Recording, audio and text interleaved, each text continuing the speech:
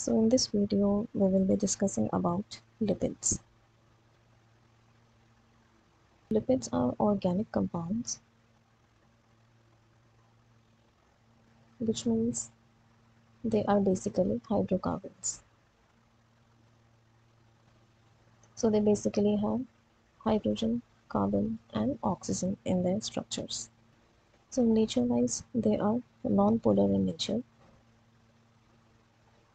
and they are soluble in non-polar solvents. Whereas polar solvents like water, lipids are insoluble in them. Also, lipids are hydrophobic in nature.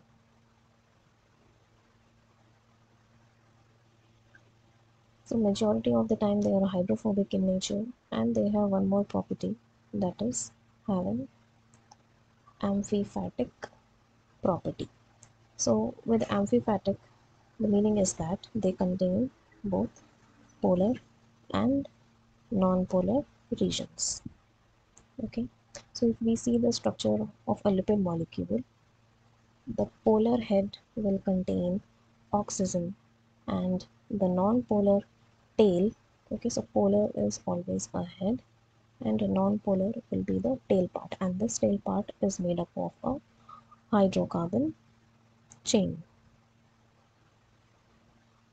Okay, so the presence of polar and non-polar regions gives these lipids amphipathic nature, and if you see all together it is hydrophobic in nature. Okay, it is insoluble in water.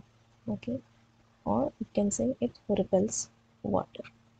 Lipids are the molecules like fats, oils, waxes, etc. So unlike other biomolecules,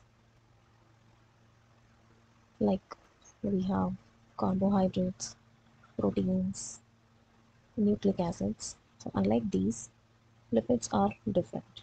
Okay, so like these carbohydrates, proteins and nucleic acids, they are defined by the individual monomer units, like based on the number of monomeric unit, the type or the name of carbohydrate or protein or nucleic acid changes. But in lipid, the case is different. So lipids are usually defined by their solubility properties.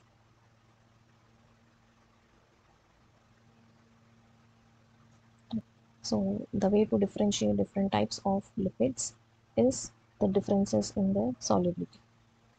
Now lipids are synthesized in liver. So in humans, the synthesis of lipids happens in liver, whereas the dietary source of fats, as you know, it can be in different fatty foods, okay, butter, and then in milk also we have fat, okay, and we have fatty fruits also like avocado. Okay, so we have various sources of fats. So humans can get lipids either from liver, that is the lipids are freshly synthesized in liver, or through the diet. So these are the two sources of lipids for humans. Next, let's talk about functions of lipids. Okay, so basically lipids in our body have three major functions. First is the fat reserve of our body, that are lipids. If they are present, then only our body can absorb fat soluble vitamins. Fat soluble vitamins that we have is A, D, E and K. So to properly absorb these four vitamins, we need lipids in our diet. And second function of these lipids is to provide us insulation. And the last function of lipids, this is very important, they act as an energy reserve. So our body cannot utilize lipids for instant source of energy, but they will be helpful in case of long-term requirements. Okay, so like if you are fasting for a prolonged time or in a state of starvation, so when all your carbohydrate reserves are exhausted, then your body would rely upon lipid sources, okay, lipid stores. So that is your adipose. So adipose tissue is the place where all the lipid is stored in our body. So now let's understand the difference between lipids and fatty acids. So lipids are basically the polymers of fatty acids. So to understand lipids, first you should know what are fatty acids. So fatty acids have a very simple structure. Okay, so it is a straight hydrocarbon chain. Okay, so the number of carbons can vary from one fatty acid to another. So let's take a fatty acid which contains 5 carbons. Okay, so carbon 1, 2, 3, 4, 5. So in any fatty acid, at one end you will have a COOH functional group, that is a carboxylic acid functional group, and the rest of the carbons is nothing but a plain hydrocarbon chain. So let us add hydrogens, CH2, CH2, CH2, and last one is CH3. Okay, so you can also write a open chain structure. Okay, C double bond O, OH, CH2, CH2, CH2, and lastly we have CH3. Okay, so any fatty acid will have this kind of structure. Now what is a lipid? You can have two different fatty acids. Okay, they can be similar fatty acids or you can have different fatty acids, but they are linked with a backbone. Okay, this backbone molecule could be anything. Okay, so what is that backbone molecule? We will learn in classification of lipids, which we'll talk about in another video. You can find the link of this video in the description of this video. Okay, so for now, what is the takeaway point? Lipids are nothing but polymers or so many fatty acids joined together to form a lipid. Okay, so to combine all these fatty acids together, we need a specific backbone.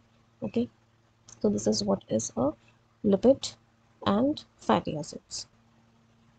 So now let's look at the difference between saturated and unsaturated fatty acids. So let us take a very small chain of fatty acid. Okay, okay, so this should be CH3, CH2, CH2, and this is COOH. Okay, and I will draw one more chain.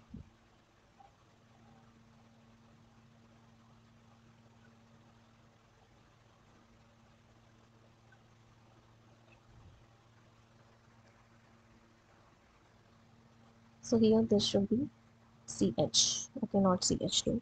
So here, whenever in a fatty acid chain you have carbon-carbon double bond, such kind of fatty acids are known as unsaturated fatty acids. Okay, whereas if in the entire hydrocarbon chain you cannot find any double bond, okay, if all the carbon-carbon bonds are single bonds, then you call those fatty acids as saturated fatty acids. Okay, so this is the difference between saturated and unsaturated fatty acids.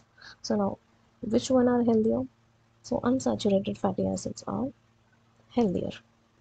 So the reason that makes unsaturated fats healthier is that due to the presence of these double bonds, it is easy to break these break the structure of these fats. Okay, so that's why they are usually liquid at room temperature or softer at room temperature.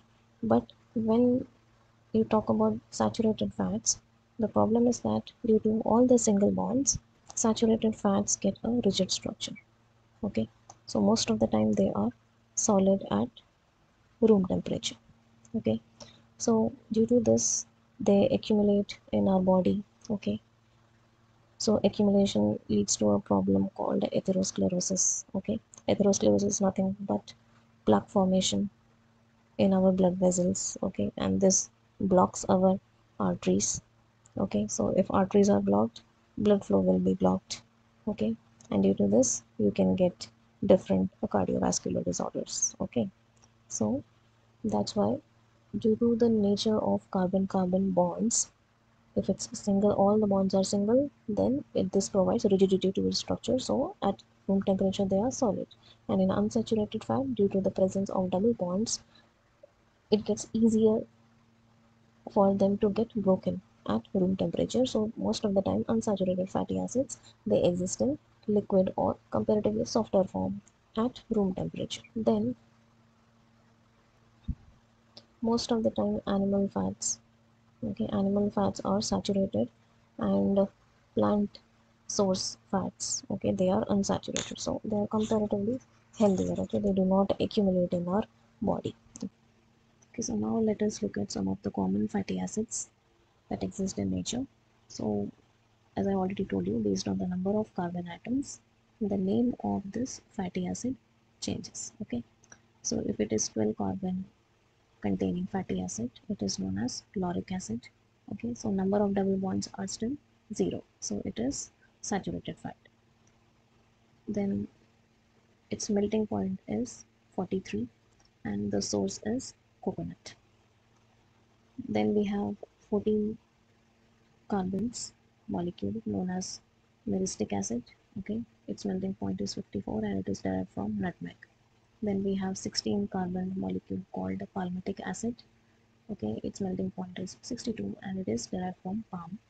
Then here you have to see the difference. This is also 16 carbon, and this molecule, that is palmitoleic acid, is also 16 carbon, but palmitic and palmitoleic acid are both different. Why? Because palmitic acid doesn't have any double bond, whereas palmitoleic acid has one double bond. So here you can see it has one double bond, okay. It is derived from macadamia nuts and its melting point is minus 0.5, okay.